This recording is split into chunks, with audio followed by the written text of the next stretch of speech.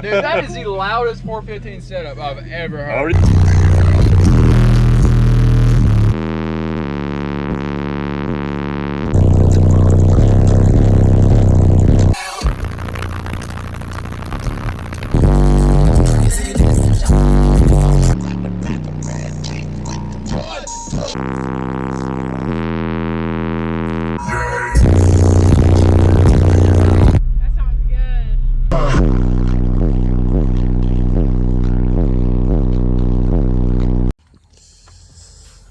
Yeah, man. So we got both alternators out, and I was having a bit of a conundrum trying to figure out which route to go, because I can put 3 on here if I wanted to, but I'm gonna use that spot up there to try to see, because I was gonna do an AGM and then just have one alternator charge the AGM, and then have everything, the other 2 charging everything in the back. Right now I don't have another battery that I want to put in the back, so I'll be replacing that with an Excess Power SB, I think it's a 3000. We'll go back in here and look at it, but so for right now I'm just gonna run 2, and I'm just gonna charge up the 3000 along with the limitless 12K in the back. So for right now, let's go ahead and take this out.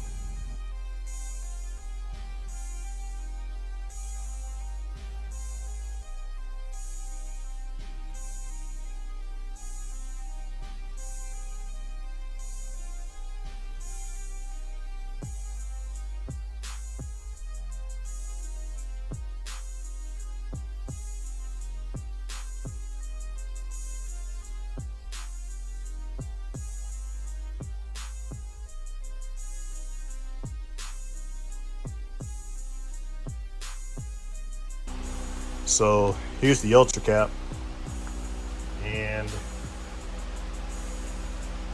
we have got to get some.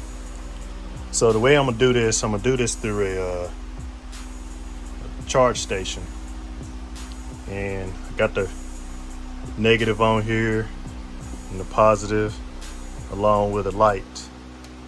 This light is supplied with this super bank. Well, it's an SB500, my bad. It's 34R. And the 34R is because that's reverse polarity right here, so it'll fit in the truck correctly. All right, so we're gonna plug this charger in. We'll switch it to the 6 amp. Yeah, we'll do 4. That light back on there. So there we go. So the cap bank is charging up. We'll take it off for a second. So I need to get my meter, just kind of show you guys what the cap bank looks like before the charge. So give me 1 second, let me get this set up. All right, so we got both of those hooked up, and let's see what we got. That's what it looks like right now. So we'll turn this off, and then we'll go ahead and hook this back up. Just down right here.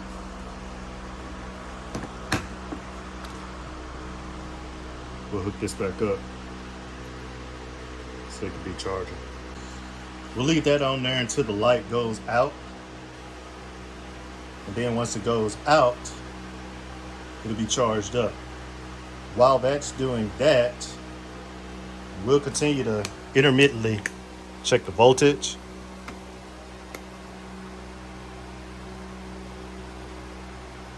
See that?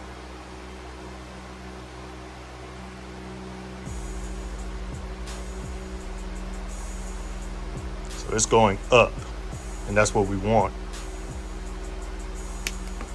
So we'll keep checking the voltage every maybe 10 minutes just to see where it's at, and keep checking the light until this thing is fully charged, and then we'll get it in the vehicle. But for now, we'll go ahead and get the alternators back in, and let's go ahead and do that. So I skipped past all the boring stuff, but I'll go ahead and explain to you how I got this thing going. So the SB500 is in there, fits well. All of the positives now are on the battery. So these two are going to the back, and these two are from the alternator. So it's just one run per alternator. This ground right here replaces the main ground that's on the engine block. It's down there. Well, sorry, this ground actually goes over there to the casing, the ground casing on the alternator. And what you do when you remove your factory ground down here, focus down there, I just went ahead and replaced it with a whole nother ground. And we went ahead and put the sensor reading for the vehicle on this wire that's to the alternator crankcase, to the ground case.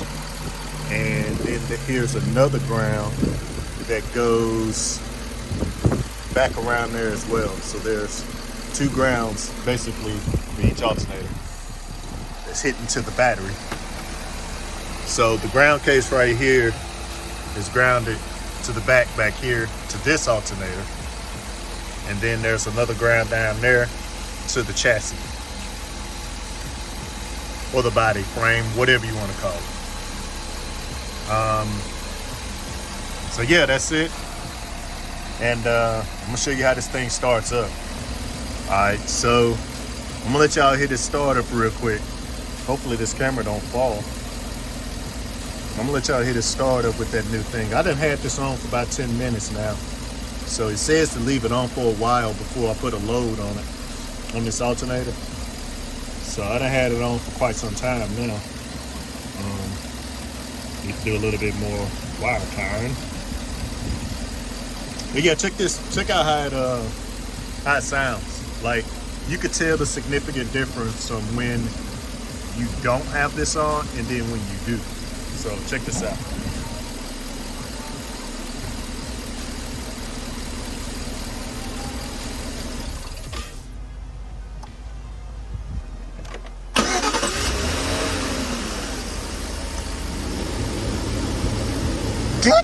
You sound like I'm telling you, I love that sound.